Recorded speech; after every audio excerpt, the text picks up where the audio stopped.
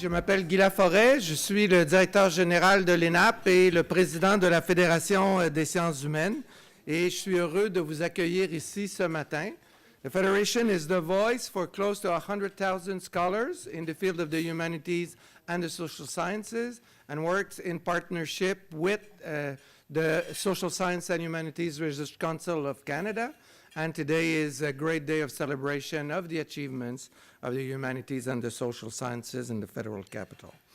Je voudrais commencer par reconnaître que nous sommes sur des terres non cédées du peuple algonquin et donc nous reconnaissons l'ensemble de leurs contributions sur ces terres traditionnelles. We're grateful and honored to be able to live and meet on these lands, including for our Big Thinking lecture series that has been held on the Hill, albeit in a different place for 24 years. Alors ce matin, il y aura de la traduction simultanée in both English and French, and this can work via your cell phone. Et vous pouvez obtenir ces écouteurs à l'inscription. The Federation is committed to mobilizing knowledge in the humanities and social sciences and to bridging scholars with policymakers, legislators and practitioners. Alors, aux gens de la Chambre des communes et du Sénat qui sont avec nous ce matin, bienvenue à nos activités et n'hésitez pas à répandre la bonne nouvelle à vos collègues. The Big Thinking Lecture Series offers this opportunity for scholars and big thinkers to challenge and inspire policymakers, citizens, fellow academics, students, and community members on critical questions of our time for Canada and the world.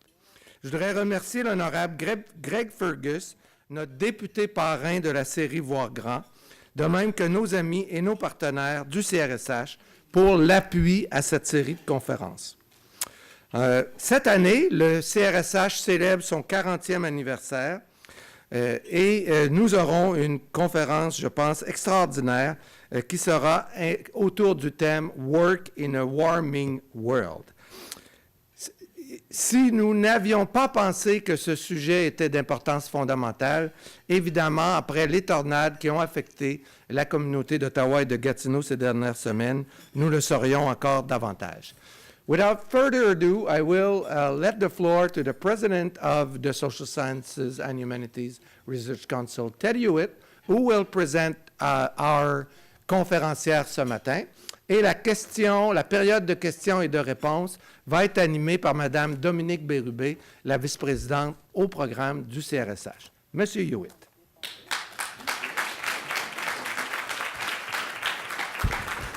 Merci, Guy. Members of Parliament, Impact Award winners, distinguished guests, and colleagues, bonjour tout le monde, and welcome to the Federation's Big Thinking event. On behalf of SSHRC, and I think half of us are here, certainly our entire senior team is here, and I want you to know who they are, so if you have questions, you can ask them. So Brent Herbert Copley, I know, is somewhere. Just throw your hand up. Dominique Berube was right beside me, Patricia Sauvé-McCouen, and Ursula Goebel, and so many of our other employees. Again, welcome to this event. As we celebrate, as many of you know, our 40th anniversary and the impact that social sciences and humanities research has had over the past 4 decades on every aspect of Canadian society, and certainly we look forward to the new ideas that lie ahead. We also celebrate the winners of the 2018 SSHRC Impact Awards, which recognize the highest achievements by outstanding researchers and graduate students in social sciences and humanities research, research training, knowledge mobilization, and scholarship funded partially or completely by SSHRC.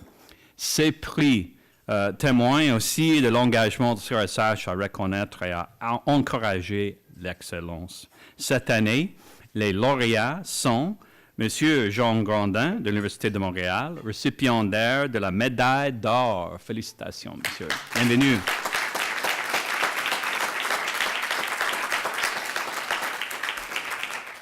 Shane Nielsen of McMaster University, recipient of the Talent Award. Not sure if everybody's here, but I'm just going to go through. There you are, Shane. Excellent. Tanya Lee of the University of Toronto, recipient of the Insight Award. Madame. Jennifer Llewellyn of Dalhousie University, recipient of the Connection Award.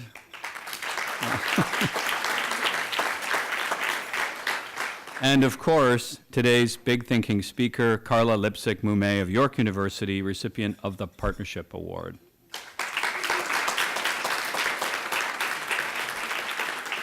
Félicitations à toutes et à tous.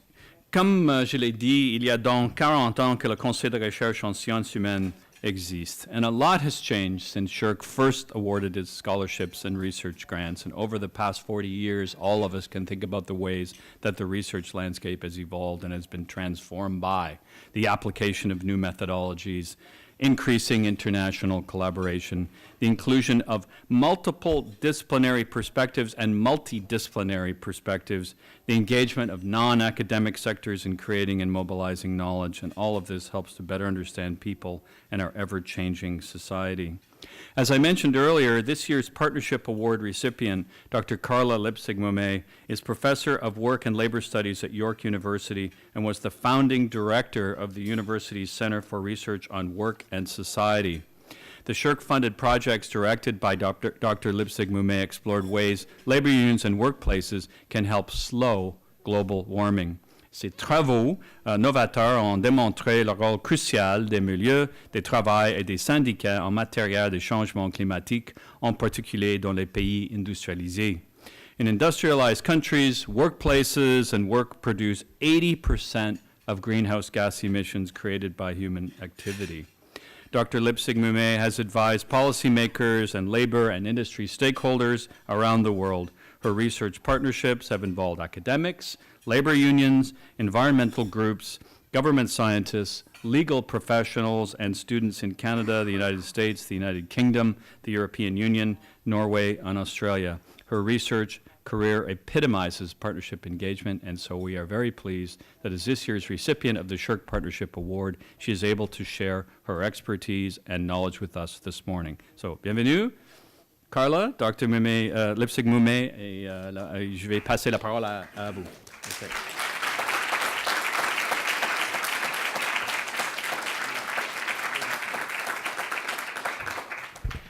The central question I want to take up with you today is this. Given that greenhouse gases are a major cause of global warming, how can the Canadian work world contribute more effectively to slowing climate change? It was quite a while ago that those of us who've been thinking about this stuff for quite a while thought wild weather is going to make people really begin to take climate seriously, and indeed that is what's happening.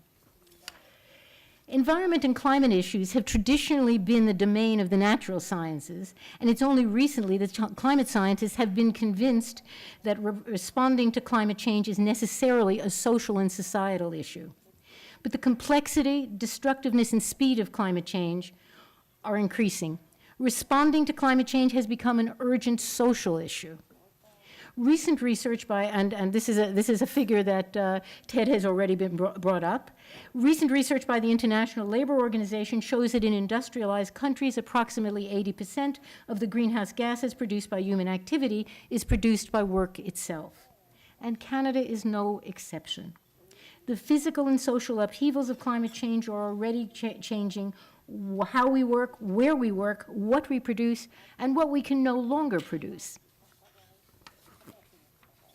However, while we're fully aware that the work world is a major producer of greenhouse gases, we are only just now learning that it is key organizations in the work world that can be powerful actors in the struggle to slow climate change as well. The two faces of climate change, destroyer and creator. Let's time travel. It's 2008. The Tri-Councils open a competition, a one-year competition of knowledge syntheses, which is meant to evaluate our knowledge of the numerous components of Canada's environment: water, forestry, fish, etc. Work in climate change, however, is not on the list of eligible topics for funding. One of the reviewers questions if there is even enough documentary material that will link work to climate change, certainly not enough to fill a knowledge synthesis. Okay, there's that for us. Nevertheless, we are allowed to compete, and we are one of the winners. Profiled in the 2008-2009 SSHRC annual report. I should say that being profiled in the annual report was a very important step towards taking work and climate change seriously. By the end of the one-year knowledge synthesis, we had compiled 1,700 and plus documents on exactly work and climate change, and we made these accessible. We did a 289-page report, and the book Climate at Work was under contract to publish. So indeed, there was a hidden world there. There was a hidden world there of work and climate change that came forward through the first grant.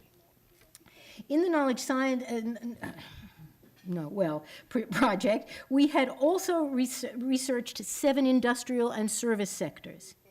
Comparing the sectors with each other, we discovered that the GHGs produced by transport were the largest source of GHGs in fully half of the 7 sectors analyzed. So in all these sectors, half of them say, where are greenhouse gases coming from? They're coming from moving our parts around all over town, if you will. To open a parenthesis, comparing greenhouse gases between sectors started a discussion about the relation, about basically where all this transport GHG is coming from. What we found, and it won't surprise us, now it doesn't anymore, it did then, is because in many of the provinces, not all of them, factories were outsourcing to small contract plants, breaking down from the central plants and sending, basically, usually non-union, small factories all around. And then, of course, the parts have to come into them. Then they have to take their part of the parts and take to the next factory, or even to the big factory in Windsor. And you have an awful lot of greenhouse gases, which comes from this geographic fragmentation. I thought about when I was doing the talk today, and I timed myself carefully, and I decided geographic fragmentation, I'd love to go on and talk to you more about it, but it might take me out of time. But the way in which we're fragmenting factories is terrible for GHGs, if you will. Okay? Certainly, it has upped the GHGs in an awful lot of sectors big time. The knowledge synthesis program is still around today, and it made possible our next step in research. And in one way, this is the core of things. If we social scientists want to find ways to reduce the production of greenhouse gases in the world of work, we social scientists, we decided that we would need unusual partners with unusual expertise. This meant partnering social scientists with non-academic professionals who have hands-on knowledge of how things are made and what would be needed to reduce the production of greenhouse gases in their workplaces. In other words, we social scientists would not have been able to do this deep enough. We just didn't have those skills. So what we did, we partnered with non-academic professionals who have hands-on knowledge, yes, and we invited partners into the next grant, 2009 to 2018. I invite you to just think about the cut and come again pudding of a grant that is 2009 to 2018. It's work in a warming world. And we invited partners in forestry, construction, vehicle building, postal services, public service workers, the energy sector, university and college sectors, and added new industries as needed. In other words, we brought into our grants people who had practical knowledge of how things go on and how they can be changed inside workplaces. These unusual partners are labor unions.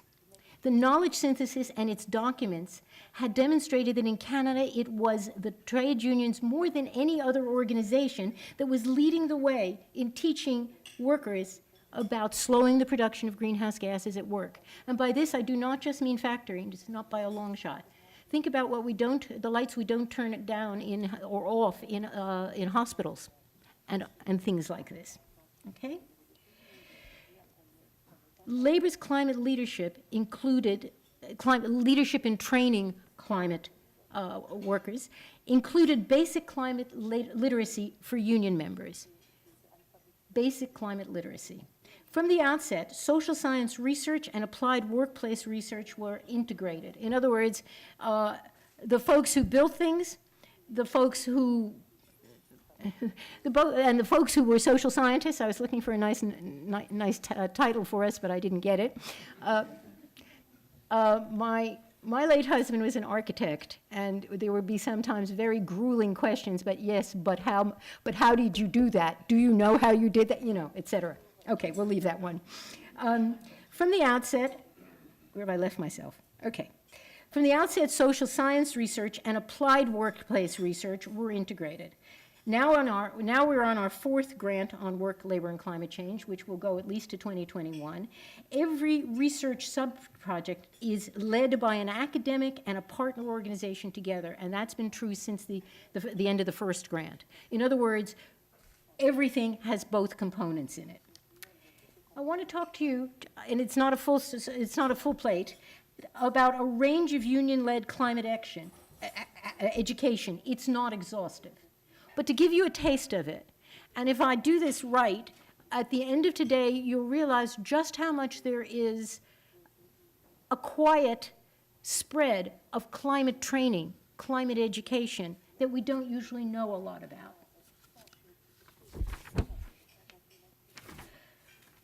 Several levels of climate training. Workplace level of number one. Unions have developed climate bargaining. What's climate bargaining? Negotiation time comes, and you haven't gone on strike yet, and you're negotiating. A clause gets brought forward which speaks to environmental responsibility of one sort or another. And it's negotiated. It's negotiated like any other clause. Climate bargaining leads to, when it works well, green clauses in collective agreements. But, as well, depending on what it is that is negotiated, and I'm thinking now about the Postal Workers Cup W, depending on what is the climate bargaining, what is the clause, you may find that indeed union and employer have agreed in that clause, in that climate bargaining, to allow the union to have a say over the work process, the labor process. And this hasn't happened for almost a century in Canada. Look at CUPE, Canadian Union of Public Employees. They do workplace audits. They have more than 100 committees that are looking at workplace eco audits in their workplaces. I probably should be watching to see my time, and I'm not doing that. I teach at Glendon, York's Francophone campus, and my students in Work in a Warming World, they're fourth-year students, one of the first things they do is you do an eco audit. You go look at your workplace, and my goodness, the things you find, depending on who their work is, and if you're precariously employed students, it may not be so easy to convince your employer to take a look at these things, but the students look very differently at the world of work. Then, towards the end of the course, they write up what the company or the university or whatever could do better. Okay. Now, workplace audits, eco audits in 100 committees or not, in one union, this is pretty impressive. All through, at the workplace level, best practices in recycling are being discussed, very often without collective bargaining, simply there's an agreement. And then there's the question of green procurement. I invite you to think about this. Green procurement is low-hanging fruit. It's not hard to do. Well, with green procurement, two workplaces in totally different areas, for example, the electricians and a community college. The green procurement clause of the IBEW, the electricians union, is so good that Camosun College just borrowed it from blue collar and private sector to white collar and public sector, and it works fine. Green procurement can work for either. That's a very important thing. That's important in and of itself, that there is sharing that is possible, and easily so. I should also open the parenthesis that unions are not great in sharing amongst each other always. So this is something of a quiet innovation. After work levels, skills training. What are unions doing about climate change? Training and retraining for union members. August 27th, My research team and I invited, with a group of 6 groups, invited right across Canada to say, let's have a one-day round table about where we're at something called just transition. The groups came in from all over the country. We didn't quite know what to do with all of them. There was probably, well, there were about 80 people in the room. And they talked about their skills training. They talked about what happened when they weren't able to be reskilled properly in the shipbuilding industry, et cetera, on and on. And we understood that skills training is essential, but it may also be that which allows someone in their 30s and 40s to go forward, or is blocked, no longer has a way through work. Skills training, look at this one. The Heat and Frost Insulators, which is a small union, has created in British Columbia, it's created curriculum for the training of insulators. The BCIT has come to the union and said, produce this curriculum for us. So the union is creating curriculum that is going into a college that is training insulators. You're almost on a cycle. It's almost a virtuous circle. Third area, outreach to unions. And this is a broad thing. I'm going to have to fight with this thing, guys, because I keep... Okay. All right. Outreach can mean a lot of things, but one of the things it means is the OSSTF, the teachers union in Ontario, is publishing stuff and putting them out in a lot of places. Climate change solution goes everywhere, not just to their own members. CAUT, Canadian Association of University Teachers, has a document called Confronting Climate Change on Campus. I haven't quite looked carefully at when I'm going to be out of time, so I'm just doing this kind of look. But CAUT is a member of a research group, and every university in the country can begin to, with support, think about what could we do about those 1970s buildings which really need retrofitting and things like this. After outreach, and in each one of these categories, I've given you just a couple of names. There is masses more of it, but just to say there are 3 that I'm telling you about this category. The 4th category is member education. Some of it's for retraining, but some of it's much broader than that. Climate literacy courses, administrative policies within unions, outreach education to the public, and Unifor. Unifor is not the only one, but it has launched a joint management and union environment committee that is organized in such a way that it makes real, deep, basic changes and can in the GHG levels in the big manufacturing, the big plants. The 1.5 page that Unifor puts out of this is how we do our committee has become a model all around the country. There are, and I should also say that there are more than 100 environment committees based on the Unifor line, and they're all over. What they do, and it sounds so little, but it is not, one of the things they do is it's written into it that the union has a right to have opinions and to discuss and to negotiate on the materials that are used to produce things. Labor process, work process is a very unusual thing these days to be in collective bargaining, and here it's going. Okay. I'm watching my time? Is that better? Yes? Mes excuses tout le monde. Okay. Now I found that I didn't bring the contract clause language with me about this one, so I'm going to wing it.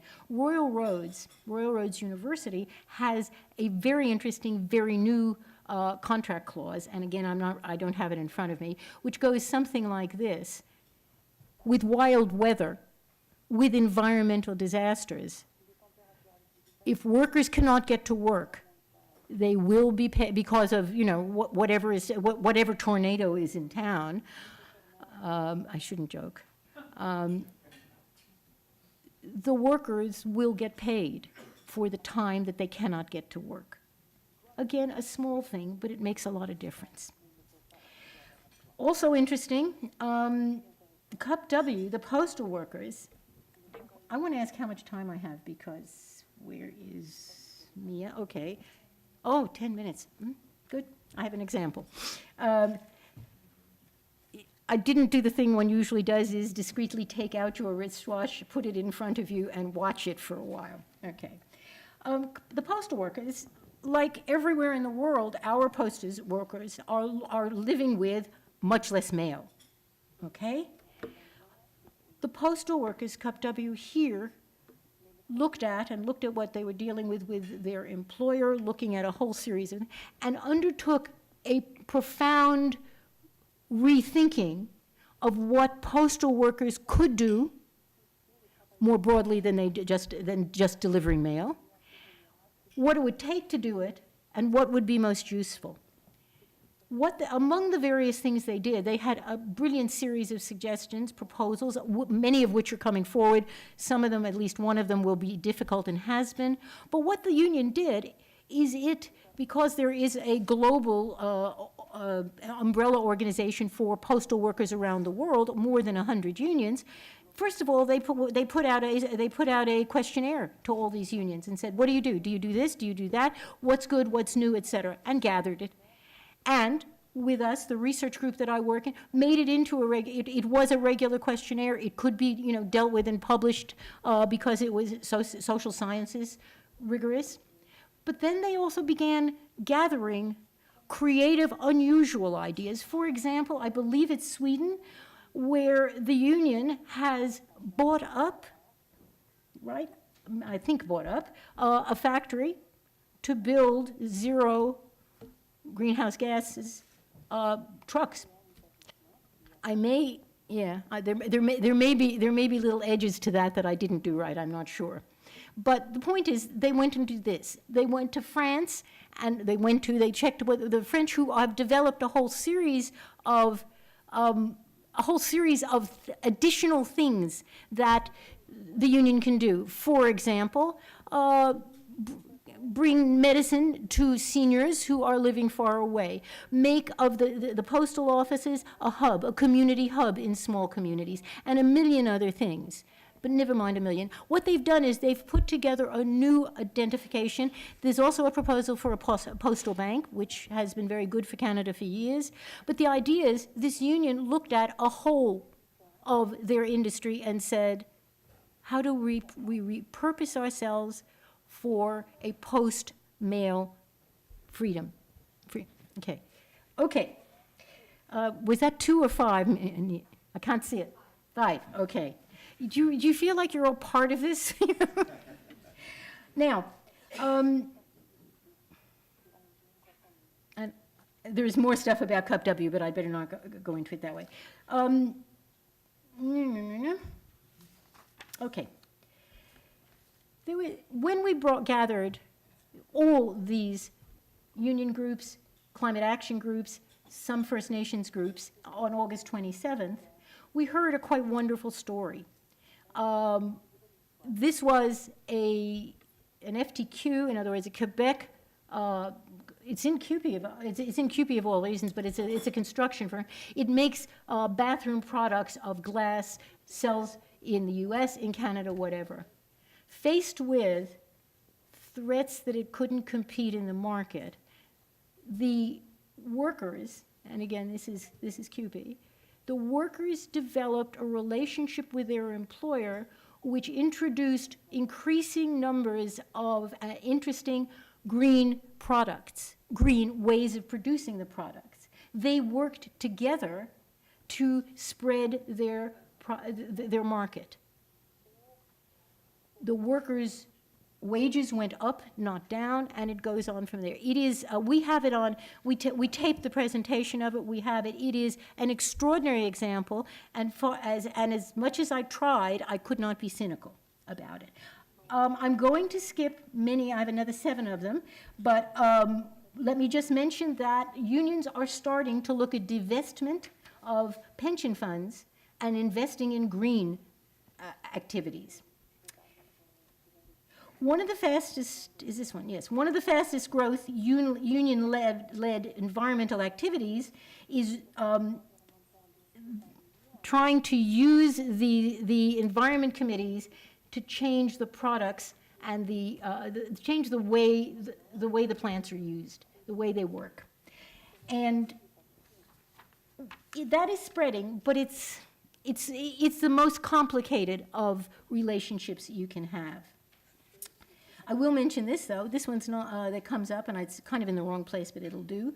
In the last collective bargaining round for the United Steelworkers, representing 7,000 workers at the University of Toronto, they negotiated a contract language to create a low-carbon committee to reduce the carbon footprint of the university. 7,000 and universities. There are more, but here it's a spread. It's a spread of how things are made, what you do with your pension funds. It goes everywhere. There is a quiet and almost invisible. I do see that. There is a quiet and almost invisible, but very important part to this.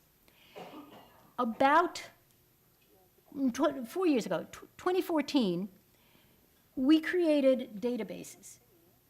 A particular database which compiled green collective clauses. By saying we compiled them and they were a database, they were fully accessible. Unions put them in, and they were almost like a library, like a lending library. We asked that if you borrow it and make some changes, please put your changes in as well. It took off like a house of fire. The unions were very pleased to put things in, and we have 203 clauses in there now. But also other countries were either asking to borrow or putting their own in. And now in the UK, because we work in the UK as well, the University of Westminster is creating, and Linda Clark is here today, is creating a whole a group of stories which explain how the unions got to where they got to in this. So what happens is this database is like a common ground where an awful lot of material comes together. Not too surprising that the United Nations twice profiled us, UNFCCC, in doing this work. The simple thing of getting those ideas out and having people use it. Okay, the database is what's making this flourishing. I just got told time's up. Okay, I'll finish this though. I will maybe. Okay. The database is what has allowed this exchange, this international exchange. It seems to go and continue to grow and to continue to grow.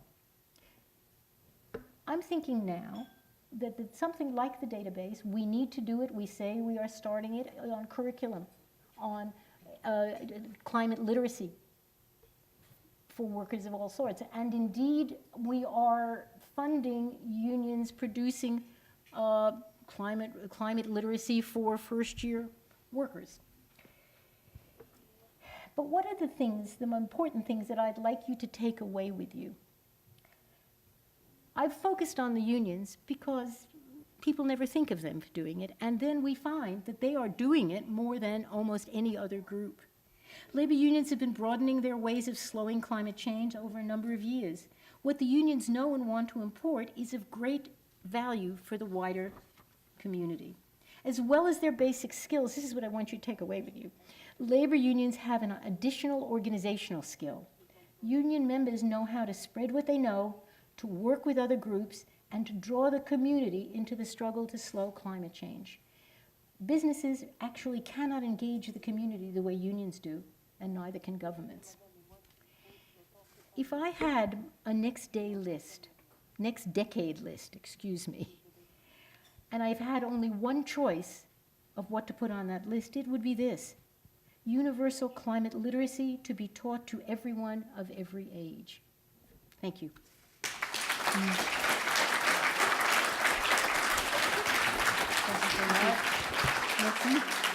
Okay, so thank you so much, Dr. Lipsig-Mummé. Obviously, don't leave the podium because you're not finished. We've got a Q&A. OK. Donc, merci beaucoup. Et à partir de maintenant, oui, je vais donc avoir le plaisir d'animer la section. On a 2 chaises, mais un seul micro, donc je vous suggère peut-être de rester ici. Je vais mettre de l'autre côté pour diriger. So, at this time, it's the questions from the audience. I know you had a lot more to say. Yes? Je veux un crayon. Oh, yeah, of course, there are plenty of pen. So I know that everybody might have a lot of questions since you had a lot more to say. There are 2 mics in the room. They are on each side of the room for the questions. There's a small button on the bottom of the mic, so you need to use that little button so that we can hear you if you have a question. So I would ask people from the room if you would have some questions. We know it's always a, yeah, please, Johan. It's always the same thing. We can wait until somebody decides, and it's a. So we have about 20 minutes for the questions, and Ted's going to have a question too. So what's your preference? Do you prefer to have 2 questions, and then that would be your preference? Yeah, so that's what we're going to do. We're going to take the first 2 questions, and then you'll have the opportunity to ask. So Johan, you were the first on the. Bien, merci. Moi, c'est Johan Satange du CRSH. Je voulais savoir votre point de vue sur... en France, il y a comme... soit la loi est passée ou non, mais c'est d'inclure le commuting time. It's to include commuting time within the work hours. And I was wondering if you heard about it, what was your opinion on it. So, that was it. OK. Oui. Okay. And we'll take a second question and try to mix it up. My name is Leo Doyle, and I'm a federal public servant in Ottawa, but I've been serving on an accommodations committee in my department, thinking about how we house workers, and what we see now, increasing numbers of employees who want to cycle commute to work, work in more flexible hours. To what extent did your research look at the way in which workspaces and workplaces are adapting to kind of facilitate or sort of cut down travel time? For example, the notion of work hubs, for example, where in Ottawa, about 2 years ago, it was noticed we had a big snowstorm, similar to what Calgary just had, and people spent about 3 hours commuting both ways to work. Because there's a culture within the public service that if I don't see your bum in the chair, you're probably not doing anything. So what are we learning about in terms of different ways of working that sort of cuts down on the commute time? And how are we adapting? Great questions, and they fit together. That's even better. I'm thinking 20 years at least ago when the Public Service Alliance of Canada experimented with partial week working from home. And if I remember correctly, the supervisors were pretty uncomfortable for a while because, for example, you tripped over, was it the cord for the ironing board or was it the cord from your computer? Over time, the people who had looked very forward to working at home found that it was isolating. And I can't remember how long it took, but that program was ultimately, I believe, either shelved or shrank. I don't remember. In terms of flexible hours, the Public Service Alliance has a work organizing person who is exemplary in looking and tracking this. I know that. Cycling to work is growing from union to union, but usually for folks who live, where the workplace is in a city and people are living outside. If you're saying, what can we do with this? How can we work in it? I would say a cross-union committee to brainstorm together, not to play politics, but to brainstorm together and come up with very creative ideas. If it's all the public sector unions, when you're talking to each other, that could be done. If you want to move it in with blue-collar workers who are in the private sector, do that too. However works, it works. Okay. Now, Johan. Okay? Where did he go? He was there. Where is he? He was there. Okay. Te voici. Il y a quelque chose que je suis au courant un peu. de la France sur ces questions de voyager, comment. Mais la France était toujours avant tout le monde sur des questions de responsabilité. Par exemple, une usine ferme, l'usine est l'emploi, le seul emploi pour un village. En France, on ne laisse pas mourir les travailleurs, c'est plutôt, ça devient un comité qui force l'employeur de protéger ceux qui étaient enfin sans emploi. La France est, mais à condition qu'enfin la culture de travail, pas de travail, mais des rapports de travail, ça ne change pas. Et ça, je ne suis pas sûre, mais il y a une histoire de reprendre ces questions. Tu as parlé de commuting. But it's also, there was a period of time in France, recently, and I don't know whether it's still there, where it became illegal for employers to send emails about work after 6 p.m. And that's part of the same culture. I fear for the culture has been very useful indeed. Useful for people, useful for the community. I don't know how long it will last with Macron because he's taking a hatchet to many things. I'm voting this law in sure. No. That doesn't hurt. So before I'll skip my president and I'll go to Madame Posé, à vous. Alors, bonjour madame, merci beaucoup pour votre conférence. Je suis Monique Posé, je suis députée de Repentigny. Dans mon autre vie, j'ai été représentante syndicale, alors vous allez comprendre ma question. Alors donc, les syndicats, leur mission première, c'est de défendre leurs membres. Et beaucoup de leurs membres qui travaillent dans les usines pétrolières, dans le secteur pétrolier, sont inquiets. Sont inquiets parce qu'on sait que par rapport au changement climatique, il va falloir sortir du pétrole. Alors, est-ce que vous avez des données particulières sur les syndicats? Comment ils réagissent finalement par rapport à ça, par rapport à leurs membres parce qu'ils doivent les défendre en même temps, puis ils doivent aussi être conscients des changements climatiques. Alors, je ne sais pas s'il y a quelque chose là-dedans. En Angleterre, la semaine passée, TUC, c'était son rendez-vous, si tu veux, annuel. Et les syndicats, des syndicats énergétiques, ont lancé they put up a motion which said, energy unions can make their own decisions, can make decisions for energy. The other unions have no right, and I'm not quite exaggerating, but simplifying. It will not be up to other unions to take positions on energy, on oil, on all the energy. It should not be for everyone to make that decision. It should be just the unions, and the unions reasonably erupted at this very big convention. La question de qu'est-ce qui va passer avec nos emplois, c'est dans tous les pays riches en effet. Moi, la seule situation que je connais où c'était possible d'à la fois protéger les anciens travailleurs de pétrole, etc., et aussi aller devant, d'aller en avant pour changer, pour enfin se débarrasser de le pétrole. In other words, the one place that I know that it has worked very well and difficultly, and that's Germany in the Ruhr Valley. When you have not only an industry, but you also have a community, and if it's coal, it's been there for 500 years. Others are more fly in, fly out, and that's a difference. But what you need to do, if you're going to if it's coal, it means the whole community goes, the culture goes, and everything else. What the Ruhr has done over these years is, they have thrown money at the transformation of where will you go next.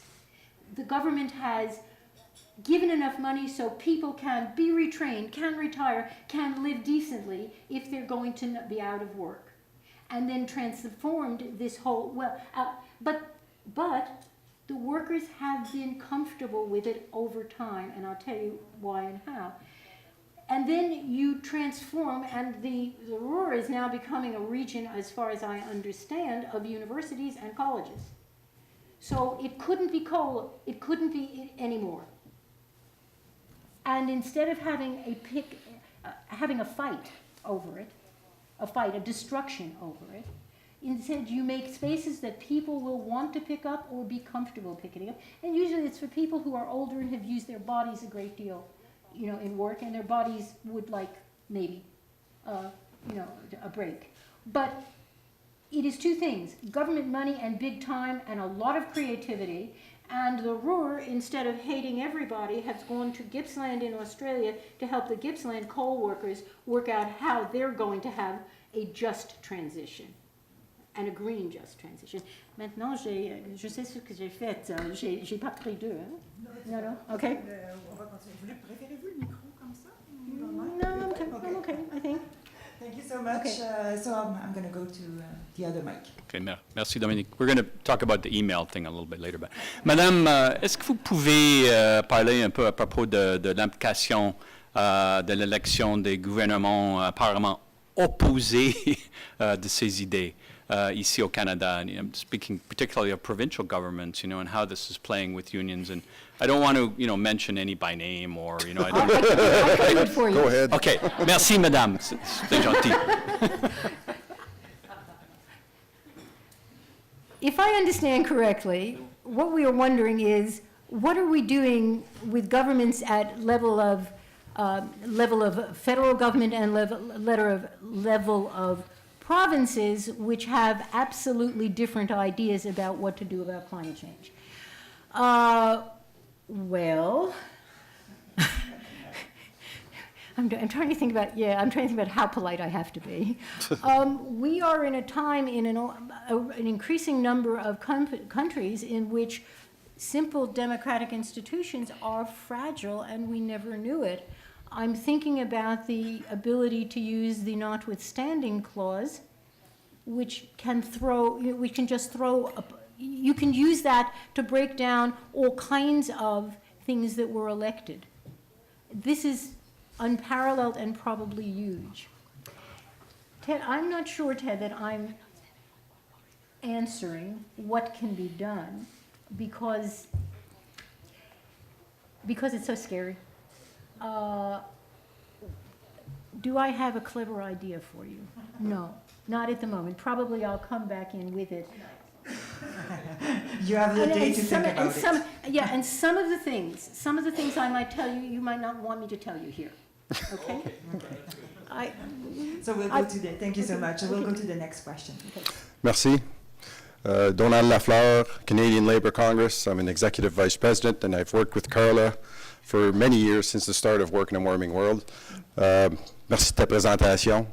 And I often call Carla a sister because my experience tells me that many academics don't understand unions and speak favorably of unions as you have done since I've known you. So thank you again. It's an honor to be here and to be part of this. My question would be around work that we've done, that you've done, around gender issues with Marjorie and the book that was written, and because I feel that's a very important part of the work that we've done. Thank you. If you allow me, I think we're going to take the second question at the same time. I've had a signal that we had 5 minutes with these two questions. You'll have the time to wrap it up with perfect timing. My name is Jeff Pickardin. I work with the Postal Workers Union, and I too have had the opportunity to work with Carla for many years. I guess I have more of a comment than a question, and that is, Canada Post has the largest fleet of vehicles in the country. It has the largest number of retail outlets in the country. It produces a lot of greenhouse gas emissions. And our union is a small union. But because of the work of Carla and with the funding of SSHRC, we've had the opportunity to work with other unions, larger unions, unions with more resources, to really work together about what we should be doing to pursue our responsibilities as a union, as a postal union, to work with Canada Post about how to reduce greenhouse gas emissions. And I can only say that our objective is that Canada Post should someday be the greenest post office in the world. And if we're successful, it will be in no small part to the work of Carla and to with the assistance of SSHRC. And I can only say thank you very much for all of that.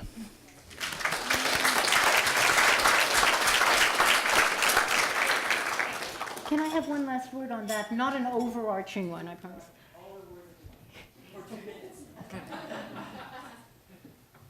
If, Jeff put his finger on it really, if unions who are now finding it very interesting to speak with each other as how they're dealing with their greenhouse gases, if that continues and spreads and deepens as well as broadens, there will be an absolute good explosion of creative ideas, which is already happening, that can be used widely. And that's why the UN, imagine, the UN doesn't ask you when they're profiling you. They do stuff. And when it was 2016, the first time I knew was I took 8 o'clock in the morning, I got a phone call from a Swedish journalist who told us that the UN had just profiled us. If we can continue, I was needlessly happy. If the unions and the groups around can continue sharing ideas, it works for us, it doesn't work for you, what's happening? The committee, the idea of a cross-union committee that we were talking about. Keep on sharing, keep on talking together. Jeff, there's a long history of his union waking up, and it's at least 7, 8 years ago, to what they could do if they looked around to others and took good ideas from them. And probably, I think, the postal workers might be really a lead in that now. Certainly creative. So, talk to each other more. Work with each other more. Right now, I don't know how many people there are in the room, but I and other of the research people and the union people are in the room. If you want to brainstorm things, just get in touch with us and we'll help brainstorm. That's what we need to do. Okay. Thank you so much. Before I give the last words to President of the Federation, please join me in thanking again Dr. Lipsig-Mummé.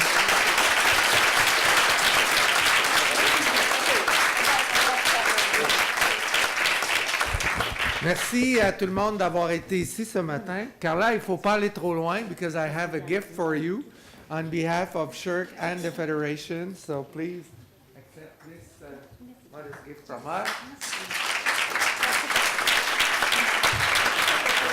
Et pour terminer, je vous invite à participer aux activités de la Fédération sur la colline et à l'extérieur cet automne. We have a number of big thinking on the road this fall in the Maritimes, particularly along with the Royal Society of Canada. Et en cette journée un peu spéciale, 3 octobre 2018 à Ottawa, bravo à tous les récipiendaires, à Carla et à tous les récipiendaires des prix Impact du CRSH. This is a day where knowledge, hope and engagement are celebrated in our federal capital. So congratulations to Carla and to all the people who will get prizes today. Merci à tout le monde d'être ici ce matin et bonne journée. Au revoir.